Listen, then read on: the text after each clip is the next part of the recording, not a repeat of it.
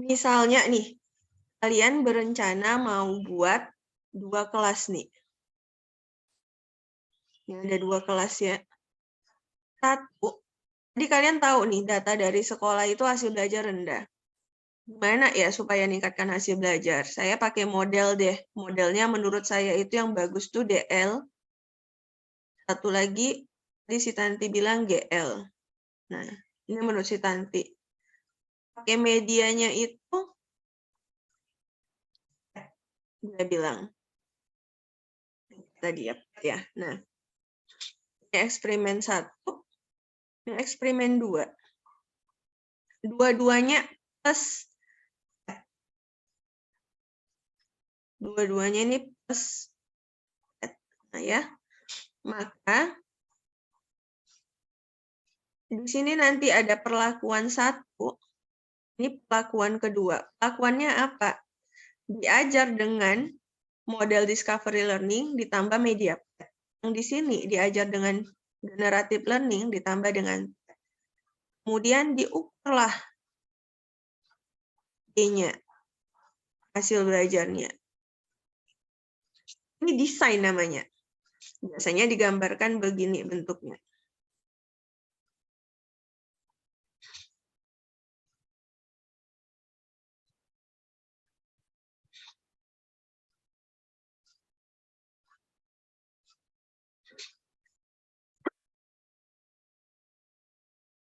Ini ya, di eksperimen 1, eksperimen 2, perlakuan 1, perlakuan 2, ini hasilnya. Ini desain. Ketika kamu sudah buat begini, saya tahu, oh ini ada 2 kelas, perlakuan yang pertama ini, perlakuan yang kedua ini, dia mengukur ini. Saya akan tergambar sendiri, harusnya hipotesisnya apa. Bagi yang paham itu akan tergambar sendiri. Ini yang tidak ada, dari beberapa kali yang sudah nyajikan, saya tidak pernah lihat bagaimana desain yang kalian buat. Nah, yang ini, ketika sudah, ini bisa, ketika ujinya begini ya, ketika desainnya begini, saya bisa ini, saya uji dengan uji T bisa. Uji T, 2 pihak bisa saya buat, tapi bisa juga 1 pihak. Kayak mana caranya? Nah, kalau saya mau buat uji T yang 2 pihak, saya tidak berpihak kemanapun. Saya tidak berpihak ke discovery atau ke generatif. Dua-duanya berdasarkan jurnal, bagus. Dua-duanya ini meningkatkan hasil belajar. Saya tidak berpihak kemana-mana, maka saya buat uji T 2 pihak ya. Uji T itu namanya uji beda. Uji beda itu hanya membedakan rata-rata dua kelompok. 2 kelompok ya, bukan 2 sampel. 2 kelompok data. Nanti saya jelaskan. Ketika saya mau buat uji T 2 pihak, maka hipotesis saya, rumusan saya duluan. Apakah terdapat perbedaan yang signifikan hasil belajar siswa yang diajar dengan model discovery learning berbantuan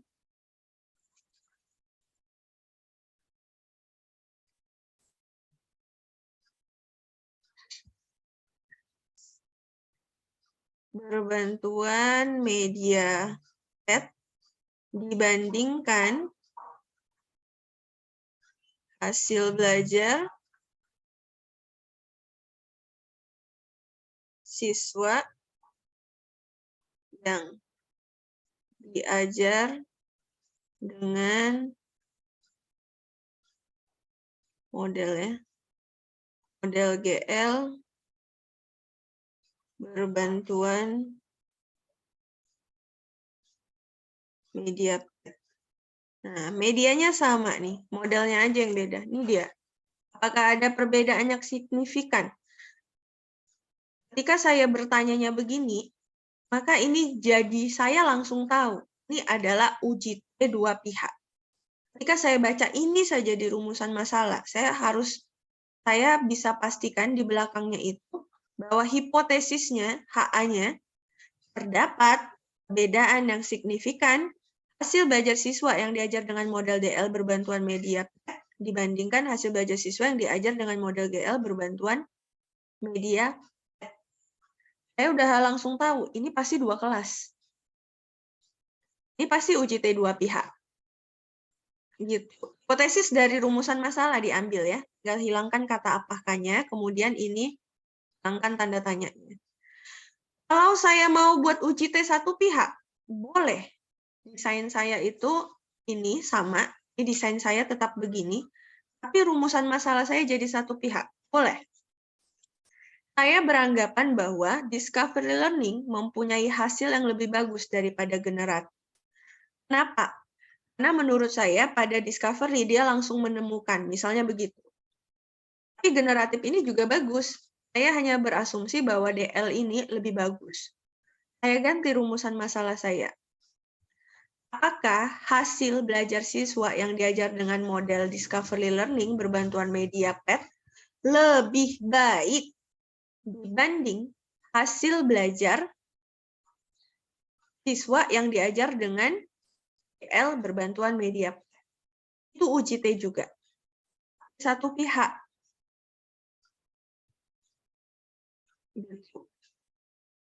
Ya, itu namanya desain. Nah, nanti hipotesisnya lebih baik. Sama-sama uji T, tetap 2 pihak. Uji T itu kayak mana? Rata-rata mahasiswa S1 saya lihat selalu pakai uji T untuk skripsi ya, walaupun ada yang lain.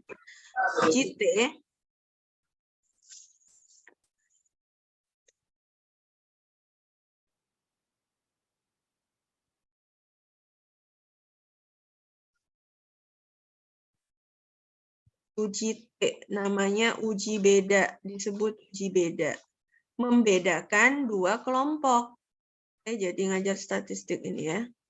Membedakan 2 kelompok. 2 kelompok ya. Nilai rata-rata yang selalu kita bedakan. Nah, mu1, mu2 biasanya. Ini nilai rata-rata kelompok pertama, nilai rata-rata kelompok kedua. X1, X2. Nah, ini kalau misalnya kelompok datanya berbeda nih. Ini rata-rata 1, ini rata-rata kelompok 2. Kalau dia berasal dari kelompok yang beda, kelompok sampelnya ya, kelompok sampelnya beda, kelompok sampel berbeda, kita pakai independen namanya. Independent sampel. Ini kalau pakai SPSS ya. Sampel S. Uji beda 2 kelompok namanya. Kalau bahasa di buku uji beda 2 kelompok, bahasa SPSS namanya independent sample test. Sampelnya itu berbeda. Yang ini saya kasih BL misalnya. Yang ini saya kasih DL. Ini saya satu kelas saya ajar dengan PBL, misalnya kelas 10.1. Yang ini 10.2 saya ajar dengan DL. Saya ukur hasil belajarnya kan pakai instrumen tes. Saya ukurlah post test. Dapat rata-rata kelompok 1, dapat rata-rata kelompok 2. Ini namanya membandingkan 2 data, 2 kelompok. Uji T. Nanti uji hipotesisnya dengan uji T. Uji T-nya uji T apa? Independent sample t-test namanya. Uji beda 2 kelompok. Dengan sampel yang berbeda. Ada uji T yang lagi? Yang lain? Ada. Ada namanya rata-rata yang pertama, rata-rata yang kedua juga nilainya. Dibandingkan. Tapi berasal dari sampel yang sama.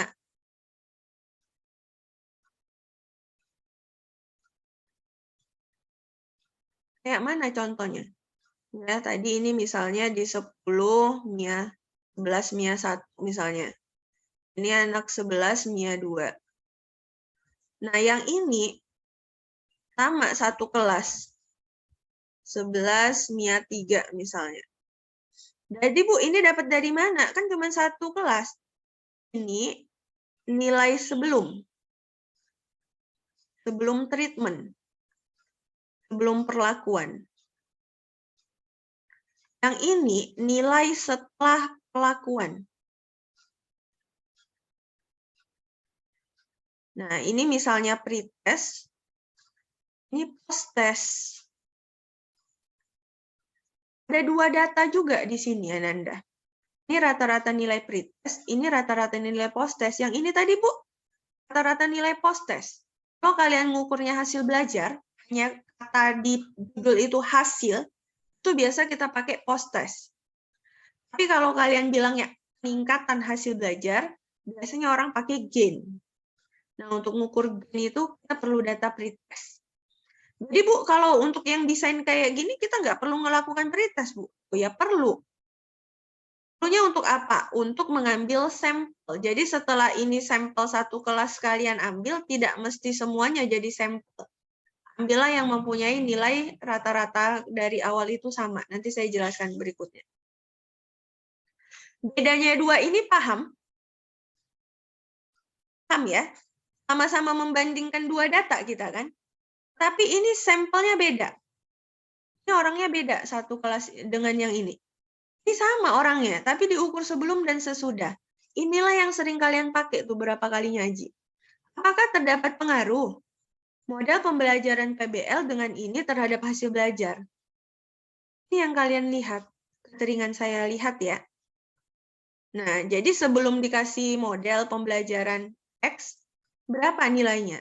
Udah dikasih model pembelajaran tadi dengan media tadi, berapa nilainya? Itulah yang disebut pengaruh di sini. Kalau kalian pakainya uji, bisa pengaruh itu pakai korelasi atau regresi. Nanti saya jelaskan. Nah, ini namanya irit. Atau namanya uji T berpasangan. Uji T berpasangan. Cukup satu kelompok sampel. Cukup satu. Kemudian ada lagi yang paling rendah namanya. Dia cuman ada rata-rata yang pertama. Dia cuman ada nilai rata-rata, bukan yang pertama ya. Dibandingkan dengan apa? Dengan kriteria.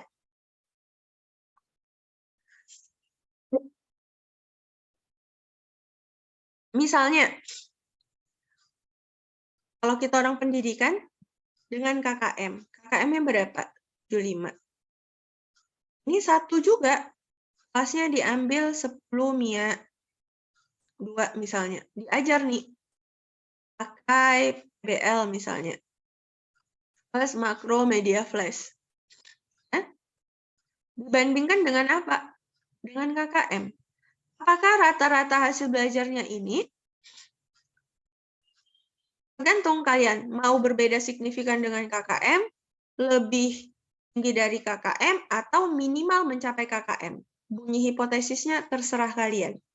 Rata-rata kalau KKM kita bilang hasil belajar siswa yang diajar dengan model PBL dengan media flash minimal mencapai nilai KKM. Biasanya gitu hipotesis kita. Minimal mencapai KKM ya. Nah, ini namanya uji T juga Ananda. Tapi disebut one sample test. Jadi hanya ada satu nilai rata-rata dibandingkan dengan kriteria. Ini uji T. Jadi ada 3 uji T. Anda mau pakai desain yang mana? Rumusan masalahnya gantung. Kita bisa bedakan mau 2 pihak kah, mau 1 pihak kah. Nah, ini tadi ya. Kita sudah lihat ada 2 model, 1 media. Kalian pakai uji T. Ini pengaruh judulnya yang di sini tadi, yang irit. Apakah terdapat pengaruh model? Ini kita contohkan PBL ya. Apakah terdapat pengaruh model PBL terhadap hasil belajar siswa pada materi struktur atom? Misalnya. Ini desainnya. Kalau kamu pakai cuman satu kelas.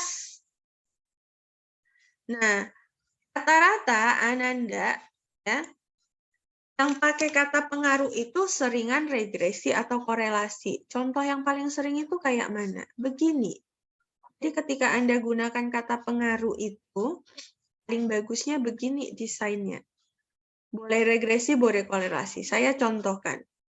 Motivasi. Hasil belajar. Kamu mau melihat pengaruh, biasanya ya, pengaruh itu X terhadap Y. Gitu. Yang paling sering itu. Jadi ada pengaruh variabel bebas terhadap variabel terikat.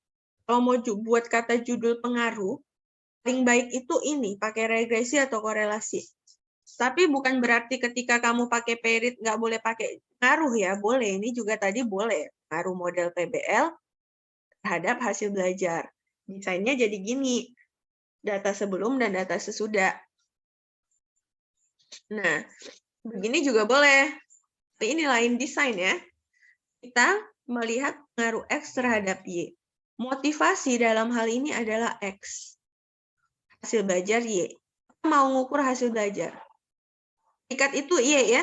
Tingkat itu apa yang mau kita ukur? X itu variabel bebas itu apa yang mempengaruhi yang mau kita ukur? Oh, hasil belajar salah satunya dipengaruhi oleh motivasi.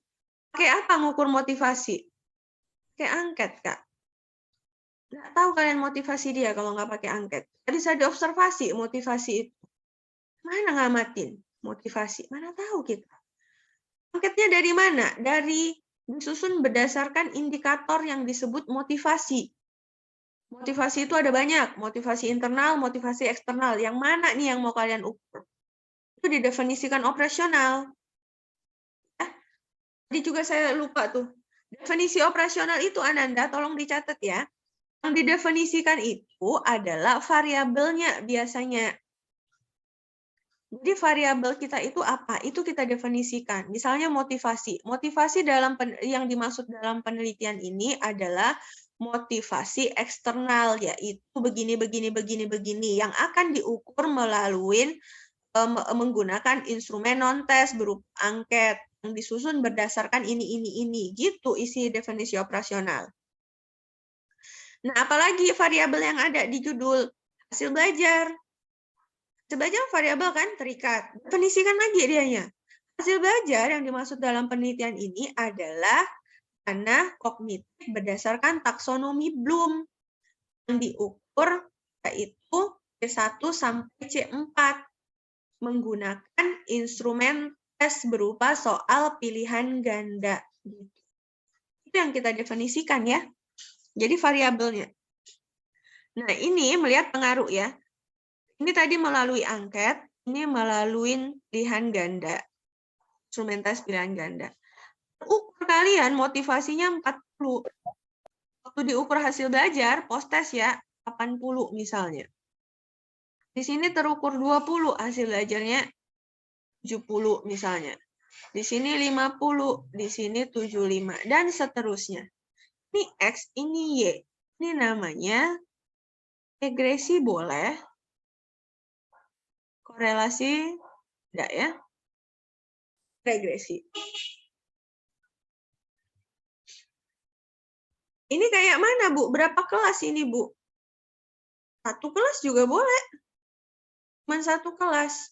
Motivasinya motivasi eksternal yang berasal dari misalnya kalian menerapkan model PBL plus media Z namanya. Kalian mau lihat pengaruh PBL dengan media Z ini terhadap ini hasil belajar, terhadap motivasi. Nah, jika diterapkan PBL dengan Z ini gimana sih jadinya? Nanti motivasi yang diukur eksternal berdasarkan ini. Gitu. Saya tertarik ketika pembelajaran kimia menggunakan media Z. Sangat setuju, kurang setuju, sangat tidak setuju. Model pembelajaran PBL membuat saya makin bersemangat belajar kimia. Sangat setuju, kurang setuju, tidak setuju. motivasi. Ya, ini boleh satu kelas. Ini cuma satu kelas nih. Diterapin aja ini. Motivasinya ukur hasil belajarnya. Cuma satu kelas. Bisa nggak, Bu? Saya tadi ada yang DL sama PBL, saya pakai ujinya ANAFA. Boleh, kamu tambahin satu media. Namanya ANAFA, kita pakai faktorial. Ya. Di sini tadi PBL, di sini DL, di sini kita tambah. Misalnya kita ngukur motivasi juga. Ini motivasi ya. Motivasinya tinggi, sedang, rendah. Tergantung nih, boleh cuma tinggi sama rendah, boleh tinggi, sedang, rendah, bebas. Yang penting ini adalah variabel bebas. Ini bebas, ini juga bebas. Di sini. Ini model ya, variabelnya model. Model pembelajaran. Faktornya yang mana? Ini. Ini disebut A1, ini disebut A2. Yang horizontal namanya A. Ini disebut B1, B2, B3. Ini udah namanya desain faktorial. Anda udah menggunakan ANAFA Way. Kalian ngajarnya berapa kelas? 2 kelas kalian ngajarnya. Ini PBL tadi dengan media. Media apa boleh terserah. Boleh. Tapi medianya bukan sebagai variabel ya. Hanya sebagai bantuan. Jadi model DL berbantuan media apa. Yang diukur apa? Hasil belajar. Hasil belajar apa? A1, B1. Yang di sini A2, B2. Yang di sini A1, B2, A2, B2, A1, B3, ini A2, B3. Ada 6 hasil belajar yang kalian dapat. Ngajarnya 6? Enggak. Ngajarnya 2 kelas juga. Sama kayak waktu uji T di atas. Bentar ya. Ini kan ngajarnya 2 nih kan. 2 kelas kan ngajar. Ini cuma uji T. Ini ngajarnya 2 kelas juga. Tapi udah ANAFA Way. Tinggal ditambahin aja nih. Kamu tambahin ngukur motivasinya juga. Tapi motivasinya bukan sebagai variabel terikat, dijadikan variabel bebas. Kalau mau dijadikan variabel terikat, boleh, Bu. Boleh pada uji T tadi. Apakah terdapat perbedaan yang signifikan motivasi belajar yang diajar dengan PBL dengan DL? Itu uji T. Kalau dia mau dijadikan variabel terikat. Mau dijadikan variabel bebas, boleh. Ini dia. Jadi ada 2 variabel bebas. Variabel bebasnya itu dibagi lagi jenisnya, namanya faktor kita sebut. Ini namanya desain faktorial. Ini desain. Nah, ini tingkatnya lebih tinggi. Biasanya anak S2 minimal pakai ANAFA Way. Ngajarnya kan nggak sampai 6. Ngajarnya tetap 2. Desainnya aja kita ganti. Udah lebih tinggi tingkatannya. Ya. Nah, ada namanya ANAFA Way, Ananda. ANAFA Way. Yang sambil mau ke kampus silahkan ya. Saya mumpung rajin jelaskan daripada saya bolak-balik nge-review ini. Kalau tadi uji T itu kan membandingkan 2 kelompok data. Ya. Kalau ANAFA Way, 3 kelompok minimal. Kalau tidak 3, tidak disebut ANAFA Way. Jadi di sini ada rata-rata kelompok 1, rata-rata hasil belajar kelompok 2, ini kelompok 3. Ini misalnya kita membandingkan hasil belajar. Ini mungkin diajar dengan PBL, ini misalnya CTL, ini DL. Dia harus ada 3 kelas nih. Nah, minimal 3 ya. One way itu minimal 3 kelompok data. 4 boleh, Bu? Boleh. 5 boleh, boleh. 6 boleh, boleh. Tapi pokoknya minimal 3. Kalau nggak ada 3, nggak boleh disebut ANAFA One Way. Rumusan masalahnya apa, Bu? Rumusan masalahnya, apakah dapat perbedaan hasil belajar yang diajar dengan PBL dibandingkan CTL? Apakah terdapat perbedaan signifikan hasil belajar dengan PBL terhadap DL? Apakah terdapat perbedaan signifikan hasil belajar CTL terhadap DL? Itu dianya. Ada yang mau ditanya, Ananda?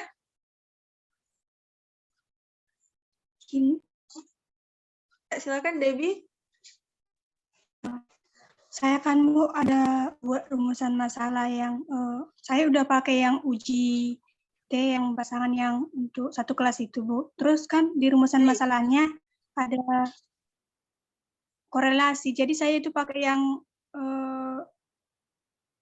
regresi sama korelasi itu lagi Bu, sama Ya, yang uji T. jadi yang kalau kamu melihat apakah terdapat pengaruh, ini kamu pakai ya, satu kelas.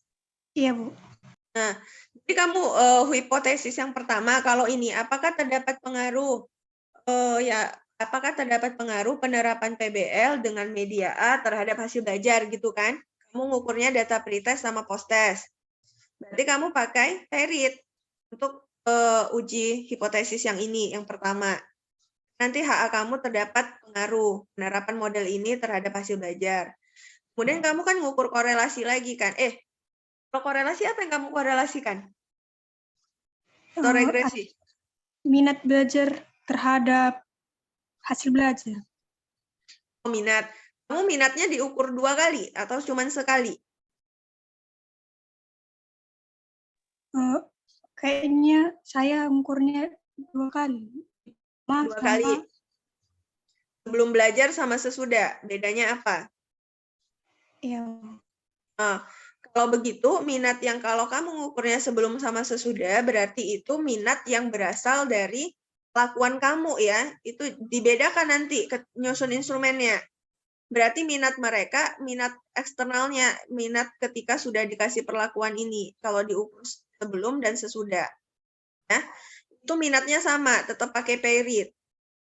Jadi hipotesis yang kedua itu adalah terdapat pengaruh model pembelajaran ini dengan media ini terhadap minat belajar. Ya, sama dengan hasil belajar tadi.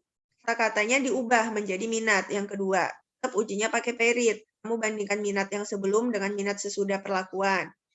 Kemudian minatnya tadi kamu mau korelasikan dengan hasil belajar kan? Iya, Bu. Oke.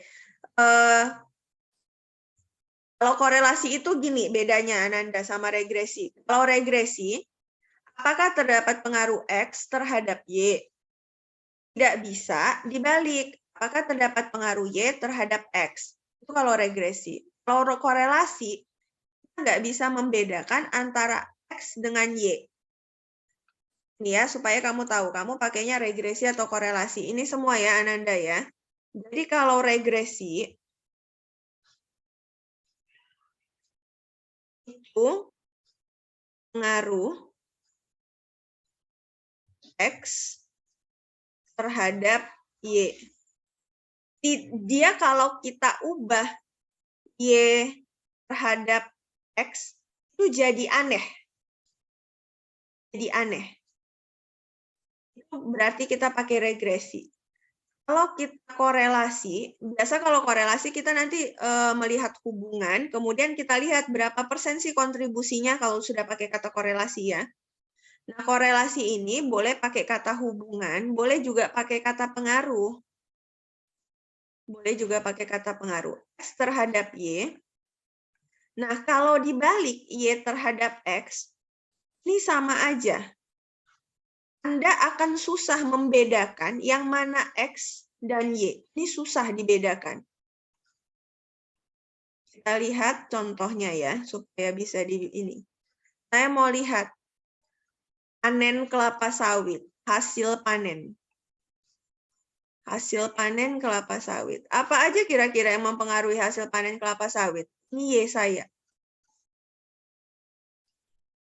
Apa aja kira-kira Ananda yang mempengaruhi hasil panen kelapa sawit? Perawatannya, Bu. Pupuk ngaruh? Ngaruh, Bu. Jenis pupuk? Oke, jenis pupuk ngaruh. Apa lagi? Media tanamnya, Bu. Media tanam ngaruh. Jenis tanah yang di 4 ngaruh. Curah hujan ngaruh nggak terhadap hasil panen? Ngaruh, Bu. Ngaruh, Bu. Ngaruh. Kalau yang punya sawit tahu ya, curah hujan itu ngaruh. Curah hujan berarti sebagai X kan, variabel bebas. Apakah terdapat pengaruh curah hujan terhadap hasil panen kelapa sawit? Dia mau ngetes nih. Carilah datanya. Curah hujan sekian, hasil panen kelapa sawit sekian. Curah hujan sekian, hasil kelapa sawit sekian. Ada yang aneh dengan kata-kata ini. Apakah terdapat pengaruh curah hujan terhadap hasil panen kelapa sawit? Saya balik sekarang. Terhadap X.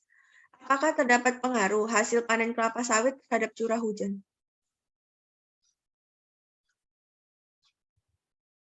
Apakah terdapat pengaruh hasil panen kelapa sawit terhadap curah hujan? Ngaruh rupanya curah hujan dengan hasil panen kelapa sawit. Kalau panen kelapa sawit kita sekian ton, curah hujan jadi banyak gitu. Enggak kan? Aneh kan? Aneh Iya, kan? Bu. Nggak bisa kan? Kita balikan. Pakailah regresi. Nah, contohnya. Nah, kalau yang korelasi kayak mana? Anda akan susah membedakan. Yang di sini gampang. Oh, ini kalau ada curah hujan sama hasil panen, saya udah langsung tahu hasil panen pasti Y. Itu yang terikatnya. Curah hujannya yang X, bebasnya. Tapi kalau korelasi, Anda akan susah membedakan X dengan Y. Contohnya apa? Ngaruh harga barang terhadap jumlah permintaan. Dengan judul ini, siapa Y-nya Ananda? Apa yang menjadi Y?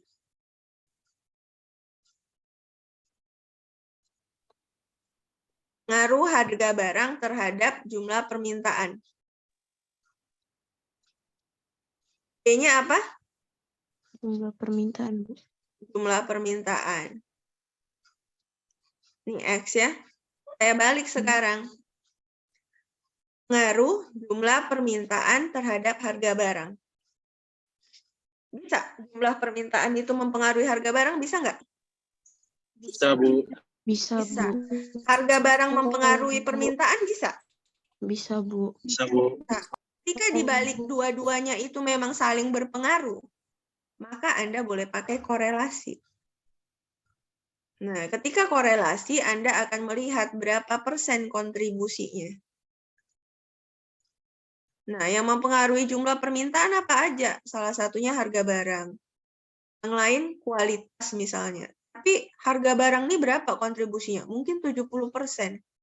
Kualitas mungkin cuma 20%. Sisanya lain-lain.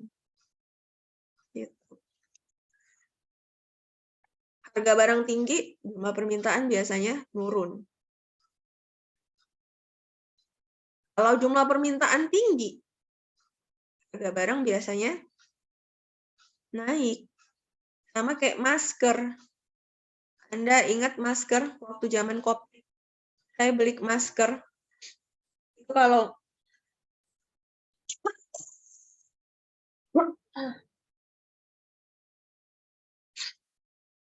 masker zaman sebelum COVID, itu harganya satu kotak 37.500. Waktu pas COVID, itu jadi 300.000. Kenapa? Karena jumlah permintaan banyak, barangnya nggak ada. Gitu.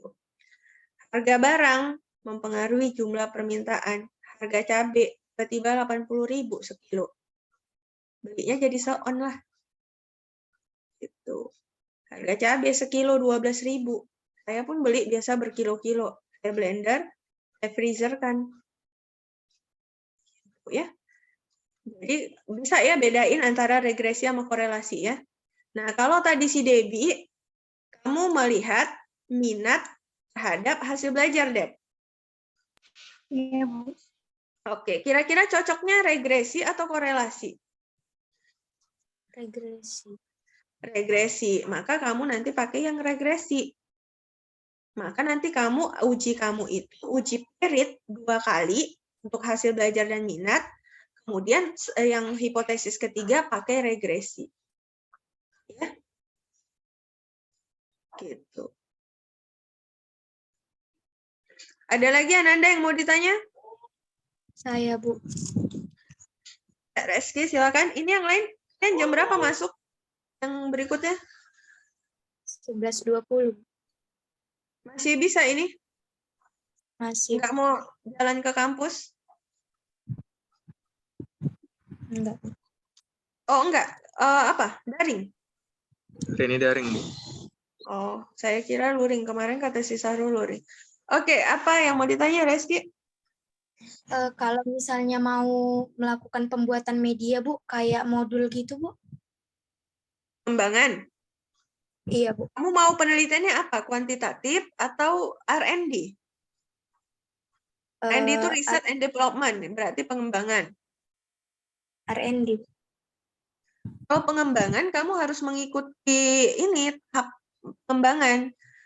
Model R&D itu ada banyak prosedurnya. Ada yang pakai model EDI, ADDIE, ada pakai POM, ada pakai 4D. Ikuti prosedurnya. Nanti ketika di tahap implementasi, itu tetap diukur hasil belajarnya biasanya. Hasil belajarnya itu kita nanyanya bagaimana efektivitas bahan ajar yang dikembangkan. Nah, ngukur efektivitas itulah kita boleh pakai PIRIT, boleh pakai UJT, boleh juga pakai GEN. Gantung kalian mau apa. Nah, tadi itu si Tanti itu saya lupa ingatkan ya, Tan. Tadi kamu bagaimana tanggapan siswa. Ketika kamu cuma melihat bagaimana tanggapan siswa, itu nggak ada hipotesisnya, ya. Karena kamu kan cuma mau lihat bagaimana responnya. Responnya sangat baik, kurang baik, dan segala macam. Itu nggak ada yang dihipotesiskan. Nggak ada yang jawaban sementaranya. Apalagi yang mau ditanya? Yang lain, Ananda? Saya nggak ngulang-ulang tuh tentang rumusan dan ujinya nanti apa. Saya Bu ingin bertanya Bu. Deborah. Gini Bu, judul saya kan tentang hasil pembelajaran kan Bu, tapi saya menyangkutkan tentang media gitu kan Bu. Jadi yang saya tanyakan Bu tentang kayak post-test, pre-test gitu kan Bu. Itu Bu, kan saya kan buat soal Bu. Apakah soalnya itu tentang materi saya atau saya kaitkan juga Bu ke tentang media saya gitu Bu? Tentang materi, kalau kamu ngukur hasil belajar, materinya yang ditanya. Media kamu itu adalah treatment, perlakuan, yang O tadi yang saya tampilkan. Oh, jadi Bu nggak ada mengkaitkan ya Bu ya tentang Tidak. kembali. Kalau kamu nanya bagaimana respon mereka terhadap media, baru kamu buat instrumennya. Berupa angket kan, misalnya Iya. media yang digunakan sangat menarik, sangat setuju, kurang setuju, tidak setuju, gitu. Berarti kan respon mereka mana, gitu. Kamu kan nanti kasih kriteria. Jadi media kamu itu adalah perlakuan di O ini. Kalau di desainnya itu. Baik Bu, terima kasih Bu. Hasil belajar itu tetap ya Ananda ya, diukur berdasarkan instrumen tes. Ada lagi yang mau ditanya? Oh, saya lupa tadi. Bu, kayak si Debbie ini tadi kan oke lah dia ada ngukur pretest, post-test. Ya kan, memang ada data pretestnya jelas-jelas dipakai. Saya mau buat uji T aja, Bu. Uji T independent sample test. Saya cuma mau ngukur nilai post-testnya. Kalau diajar sama PBL sama DL. Anggaplah ini ada medianya sama. Mau medianya beda juga boleh ya. Nah, jadi apa saya perlu pretest juga, Bu? Bukan cuma ngukur post-test, perlu pretest. Pretest itu wajib dilakukan. Gunanya apa? Jadi ini ya.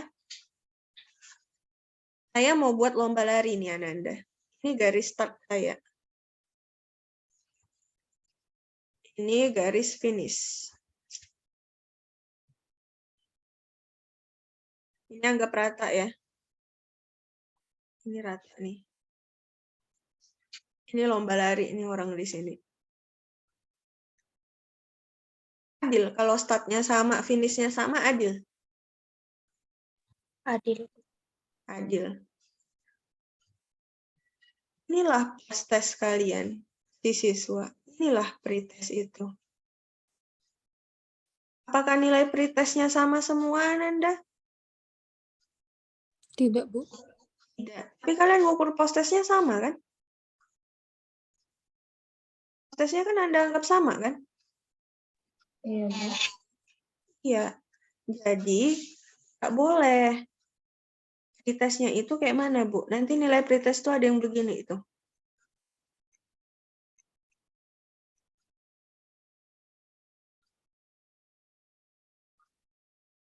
Inilah nilai pretest gambarannya. Kalian ngukurnya post-test. Oh, hasil belajarnya memang bagus, Bu, setelah pakai PBL. Ini dia. Ini pretest saya udah 70. Belum kalian ajari, udah 70 nilainya. Tahu dari mana dia? Bimbel dia di luar. Privat lagi dia di rumah. IQ-nya 160. Lihat sekali, ngeh dianya. Ini, udah diajari 10 kali pun, 0 juga ya. Dibacanya pun nggak soal, disilanginya aja. Ini yang mana, Bu? Diambil sebagai sampel. Ambillah yang mempunyai nilai rata-rata sama. Kan susah kalau ngambilnya betul-betul sama semua. Saya mau ambil yang nilainya sama, Bu, 20 semua, Bu. Susah, sedikit banget nanti sampelnya. Buat aja rentang. Misalnya 20 sampai 40 boleh. Ambillah yang ini, yang punya nilai segini, yang kamu jadikan sampel. Sampel, sampel, sampel, sampel, sampel. Bukan, sampel, sampel, sampel. Baru, ini sudah dianggap rata-rata sama nih, berangkat dari kemampuan yang sama. Jadi ketika kamu kasih treatment, kamu ukur post-testnya, adil. Karena kemampuan mereka rata-rata sama. Jadi hasil belajarnya itu yang tergambar ya memang karena treatment kamu tadi. Gitu. Ya, paham ya? Jadi tidak semuanya sampel di dalam satu kelas itu dijadikan sampel, tidak mesti. Sama, ketemu nih misalnya, udah post-test, orang rata-rata 70, 80, 90, 60 paling rendah, 70, 85, dia 0. Post-test tuh, 0 pula lah dia. Buang nih. Ini namanya data ekstrim. Itu memperjelek. Ini bukan karena treatment kita ini. Ini memang orang yang nggak mau belajar nih sama sekali. Ini akan memperburuk data kita. Ini namanya data ekstrim. Kalau di SPSS itu nanti ada yang dia outliers, disebut outliers. Jadi kalau kita ngukur di normalitas, dia keluar dari garis. Jadi kurva itu misalnya begini kurvanya. Nah, orang rata-rata di sini dekat-dekat dengan garis. Nah, paling jauh di sini. Dia di sini. Nah, namanya outliers. Buanglah begitu jadi dari sampel. Nah, nanti akan memperjelek data Anda ya. Jadi ini caranya. Makanya harus ada pretest supaya kemampuan yang awal itu sama kurang lebih. Jadi ketika dikasih perlakuan diukur post-testnya. Oh, memang tadinya kan sama kemampuannya. Ketika diukur hasilnya gimana? Oh, bagus nih rata-rata sekarang. Berarti bagus model PBL ini dengan media Z, gitu misalnya ya. Tapi yang begini ini jangan. Belum kalian ajari udah 70 nilai dia. Belum diajari loh. Jangan dijadikan sampel yang begitu-begitu. Ada lagi yang mau ditanya, Ananda?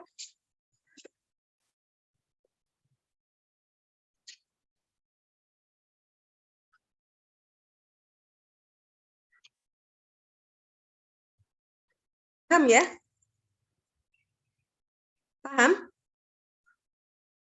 Susah. Saya itu sering sedih. Kemarin ada sidang. Bu Mutia, kalau saya nggak, ya Bu Mutia, Bu Mutiara, jadi DPB. Anak Pak PM tuh. Bukan anak Pak PM, saya lupa anak siapa, tapi Pak PM pengujinya. Jadi si anak ini antara rumusan masalah dengan ujinya, uji hipotesanya itu salah. Jadi Pak PM nanya, siapa dosen statistiknya? Bu Dewi, kata dia. Pak PM bilang gini, Ya, siapapun dosennya sama aja itu, pasti udah diajarkan.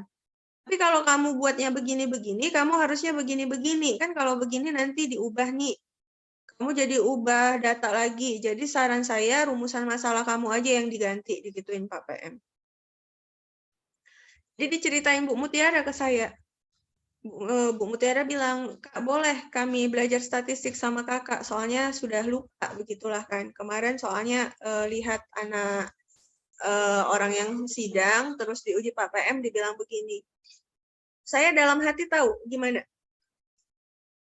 Udah mati-matian ngajar statistik, saya tambahi 2 lagi pertemuan, 2 atau 3, saya nggak ingat. Jadi kan 16 kali, 2 kali ujian, 14 kan. 14-nya itu udah saya lebihin jam. Jadi masuknya dari jam 7:30 kalau saya nggak salah itu. Dari 7:30 sampai ke jam berapa. Jadi lebih dari 2 SKS. Saya tambahin jumlah pertemuannya. Kenapa kok kebanyakan saya nambahi? Karena statistik itu diajar di semester 3. Anak semester 3 bayangilah udah belajar statistik. Metode dia nggak tahu, gambaran skripsi masih jauh kali dari hidup dia. Saya harus ngajari statistik. Jadi mau nggak mau saya masuk ke Metopel kan. Supaya dia tahu tentang desain penelitian. Kalau dia nggak tahu, statistik itu sebetulnya cuma ngajari cara ngolah data, Ananda. Cuman itu yang diajari statistik. Kalau kayak desain-desainnya tadi itu bukan di statistik, itu di Metopel. Jadi karena anak semester 3 belum dapat statistik, saya masuk lagi kan ke Metopelnya gitu. Dan saya rasa udah mati-matian kali saya ngajarnya gitu. Minta pula lah dia tetap salah. Sedih kan. Agak down-down juga kan. Udah capek setengah mati ngajarnya kayak gitu pula lah gitu. Tapi ya Pak PM juga tahu bahwa memang gitulah mahasiswa. Yang diajar beliau pun pasti kayak gitu. Sama kayak kalian tadi. Kemarin statistik sama siapa? Pak Freddy. Freddy. Pasti ada kan diajari kan. Mana uji T, mana korelasi, mana regresi. Tapi kan salah juga kan isi seminar kalian ini tadi. Yang saya ajarin tadi itu mungkin baru, oh ini bedanya. Mungkin baru gitu kali kan. Dan mungkin udah ada dijelasin Pak Freddy sebelumnya. Dan ini yang tadi udah saya ajarin, minggu depan pun, pasti masih ada lagi yang salah. Ini kan minggu depan, besok sore saya tanya, misalnya kita ketemu, lupa yang tadi itu. Apalagi anak semester 3 tiba-tiba baru skripsi di semester 7. Berapa tahun dia lupa statistiknya itu? Bukunya pun udah hilang. Nggak ada lagi bukunya. Mana buku kamu? Kena banjir, Bu, waktu di kos. Saya pas lagi nongkrong. Udahlah. Gitulah ya. Jadi itu gambaran. Sesimpel itu saya ngejelaskannya. Itu bukan hal yang mudah ya. Udah berapa uji saya jelaskan yang tadi itu. Uji T ada 3 macam. Regresi, korelasi, ANAVA one way, ANAVA two way. 7 uji saya jelaskan dalam waktu berapa menit. Itu bukan hal yang mudah untuk bisa nyampaikan sesimpel itu ke kalian dalam 7 uji. Ya, maksudnya untuk mentransfer apa yang saya tahu ke kalian 7 uji dalam hal sesimpel itu bukan hal yang mudah. Kalau kalian punya pengetahuan tentang 7 uji tadi, tapi harus kalian sampaikan dalam waktu yang singkat dengan mana poinnya, itu juga bukan hal yang mudah gitu. Dan saya itu selalu ngevaluasi diri saya sendiri, mana ya nyampaikan ke mahasiswa supaya mereka paham. Kalau kayak gini paham nggak ya? Simpelnya kayak mana sebetulnya supaya mereka itu tahu bedanya. Itu saya perlu uji coba gitu. Gimana ya supaya orang paham? Nggak pahamnya di mana mungkin ya. Tapi udah sebegitu pun usaha yang saya lakukan untuk mahasiswa paham, itu ya gitulah. Gitu. Makanya kalau ada satu aja yang paham, saya syukur alhamdulillah banget. Saya punya satu mahasiswa anak Stambuk 2017, ya 2017, dia sampai sekarang itu bantu ngolah data. Tapi bayar ya. Saya dulu pernah bilang, kalau kamu bagus statistiknya, ini bisa jadi income, saya bilang. Kamu bisa jadi konsultan pengolah data. Nggak usah buat yang mahal-mahal, buat aja 100.000 kali konsultasi. Lumayan, bisa beli baju satu, saya bilang gitu. Dan sampai sekarang tuh masih dikerjain sama dia. Ada satu mahasiswa saya itu.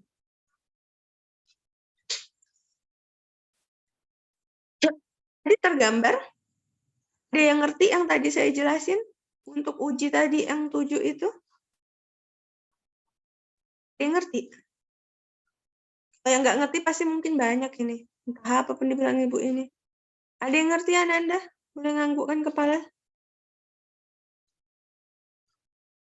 Aduh, nggak ada yang ngangguk kepala. Ngerti Fadila?